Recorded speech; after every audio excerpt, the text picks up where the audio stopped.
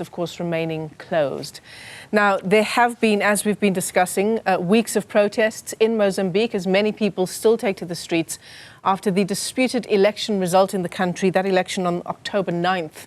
Attempts to bring the situation under control seem to not be bearing fruit. Calls continue for a meeting between all the presidential candidates who were part of the race. Let's get you some analysis on the story. We're joined now by Andre Mulungo from the Center for Democracy and Human Rights in Maputo. Andre, it's great to talk to you. Thanks for coming on. Hopefully to give us some sense of where we are at with the post-election violence. At the beginning of October, just after the election results were declared, we saw unbridled violence between police and protesters, people being shot in the streets. At the start of that month, there were 11 people that have been killed. What is the situation in Mozambique as you and I talk today?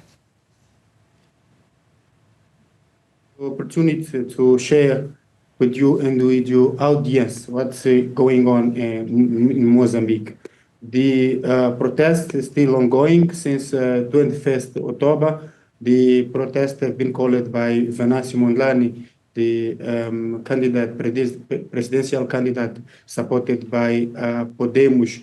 Venancio Mondlane says that he won the election, that the national that the board that managed the election in Mozambique said that the Frelimo ruling party and the Chapo won the election. So since 21st October, what we see here in Mozambique is people on the street protesting against the result that the declared Frelimo and the Daniel Chapo has a win of this election. Now some roads are closed. The economic is not functioning, is not working. So in generally the country is paralyzed because of the protest. We have protested all across the world, the country, from Inhambane, Gaza, Maputo, Nampula, Pemba, and Manica, at the city of Mozambique that are now in protests that are violent protests. And it begins violent when, from the moment that police started, as you said, shooting people on the street, started launching tear gas. So now in Mozambique, what we're living is a crisis is a democratic crisis and also a human rights crisis because of the post-election conflict. So there are calls from various quarters that the presidential candidates who were part of the race come to the table. When we talk about solutions to what's unfolding in Mozambique, would that be one of them that would come to mind for you? Talking about the solution, what we see here in Mozambique is that the government or Frelimo ruling party is not interested in dialogue. What a lot of people advocate now is a dialogue has a way, as a solution for this moment. Through dialogue, we believe that we can find ways how we can solve the problem. But what we see is that the President Nyusi, that is the head of state, but also is the president of Frelimo ruling party, and also Frelimo ruling party are not interested in dialogue. Why I'm saying this? Because in the past, Nyusi, as the head of state, he called it a dialogue with 4 candidates.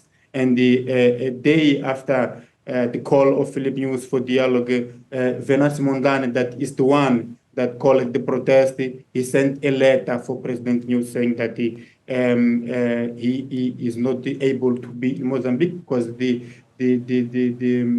justice has moved a process against him, a criminal one and a civil one. So he said because of those processes that the justice is moving against him, he can be part of the dialogue through virtual ways.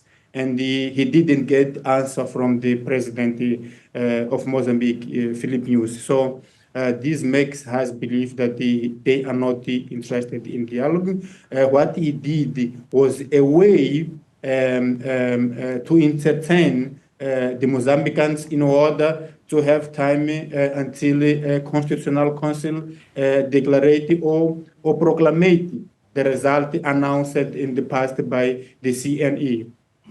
So we don't believe that there's interest from Frelimo Rural Party and President Nyusi to have a dialogue that we believe that is the unique way now to stop the violent protest that here in Mozambique we have more than 100 citizens shot by police. Police killed more than 100 citizens during the demonstrations. We have 100 people injured and the 100 people detained by the police during the demonstration. So that's why I was saying that we are living a human rights crisis that we have never seen before. So the dialogue is the unique way that we believe that can stop that crisis that we live now.